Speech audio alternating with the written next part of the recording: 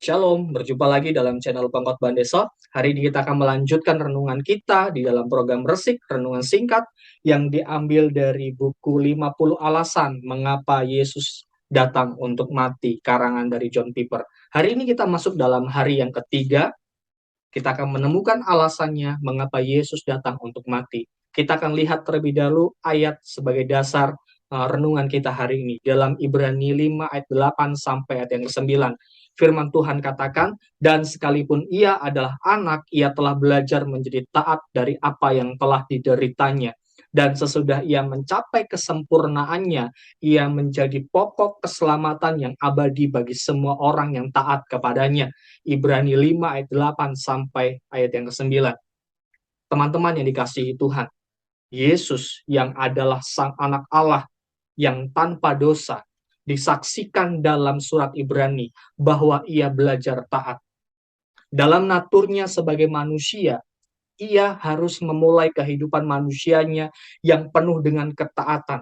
Secara konsisten, Alkitab menyaksikan kemanusiaan Yesus adalah manusia yang tanpa dosa. Walaupun dia adalah anak Allah, tetapi ia juga adalah manusia sejati. Yang walaupun ia memiliki natur sebagai Allah, ia juga memiliki natur sebagai manusia sejati.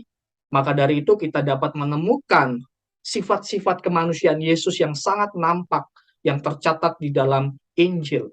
Di mana Yesus makan, di mana Yesus berdoa.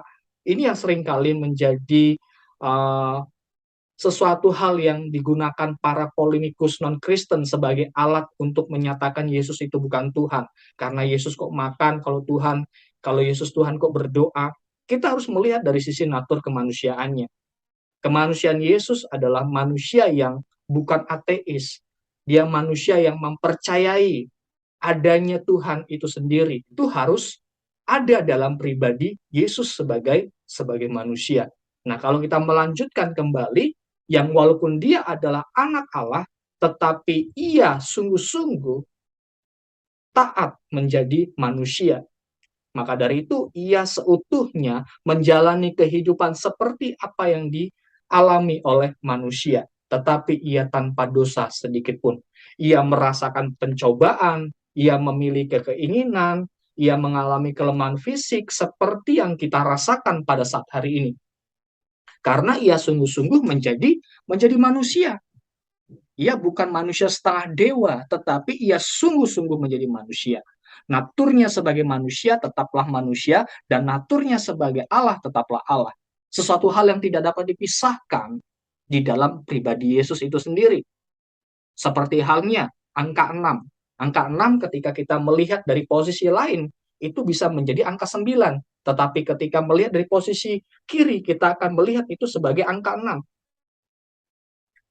6 itu memiliki suatu hal, dua hal pengertian ketika dilihat dari posisi yang berbeda. Begitu juga dengan natur pribadi Yesus yang memiliki dua natur, sebagai manusia dan sebagai Allah. Kita dapat menemukan Yesus sebagai Allah. Dia pencipta, ia pemelihara, ia pengampun dosa, ia penyembuh yang melakukan segala hal yang tidak dilakukan oleh manusia. Dan ia juga melakukan apa yang dilakukan oleh manusia ketika ia mengambil naturnya sebagai manusia. Nah, kalau kita kembali dalam konsep ini, teman-teman yang dikasih Tuhan, jadi kalau kita melihat ketika Yesus datang ke dalam dunia, ia sungguh-sungguh mengambil naturnya sebagai manusia dengan totalitas. Hatinya secara manusia, secara sempurna mengasihi Allah. Karena ia bukanlah pribadi manusia yang ateis. Sebab kemanusiaan Yesus bukanlah manusia yang tak mengenal Allah. Sekali lagi saya tekankan, dalam kemanusiaannya ia bertindak sesuai dengan kasih itu. Ia menghidupi apa yang ia ajarkan tentang mengasihi manusia dan mengasihi Allah. Karena natur Yesus dalam kemanusiaannya, ia sedang belajar taat. Dan ketaatan itu yang harus diikuti oleh para pengikutnya. Oleh karena itu, kalau kita melihat kembali di dalam Alkitab, Alkitab mengatakan belajar menjadi taat dari apa yang telah dideritanya. Jadi ini bukan berarti dia belajar untuk menghentikan ketidaktaatannya. Sebab seperti apa yang dikatakan Alkitab di dalam 1 Petrus 2 ayat 22. ia tidak berbuat dosa dan tipu tidak ada dalam mulutnya. Jadi Yesus belajar taat memiliki makna bahwa dia adalah pribadi yang sungguh-sungguh menjalani kehidupannya sebagai manusia. Di dalam setiap pencobaan, kesengsaraan, ia taat untuk menanggungnya karena ia sungguh-sungguh menjadi manusia. Ia secara sempurna menggenapi kebenaran dan keadilan yang harus dimilikinya untuk keselamatan kita sebagai orang berdosa ini, teman-teman. Jadi apa yang dilakukan oleh Yesus ini sesungguhnya adalah hal yang di mana Yesus ingin menyatakan kasih-Nya kepada kita. Jadi, ia secara sempurna menggenapi kebenaran dan keadilan yang harus dimilikinya untuk keselamatan kita sebagai orang berdosa. Inilah mengapa Yesus berkata ketika ia dibaptis, biarlah hal itu terjadi, karena demikianlah sepatutnya kita menggenapkan seluruh kehendak Allah. Matius 3 ayat yang ke-15. Jadi ketaatan yang ada di dalam Yesus adalah bagian yang harus dimiliki sebagai Mesias Sang Penyelamat. Sebab jika anak Allah itu adalah pribadi yang sungguh-sungguh berinkarnasi dan hidup menuju kehidupan pada salib, tanpa menjalani ketaatan demikian, ia bukan Mesias yang sejati. Ia Mesias yang palsu. Maka dari itu Mesias yang sejati haruslah menghidupi kemanusiaannya dengan sungguh-sungguh. Kehidupannya penuh dengan pencobaan, kesengsaraan.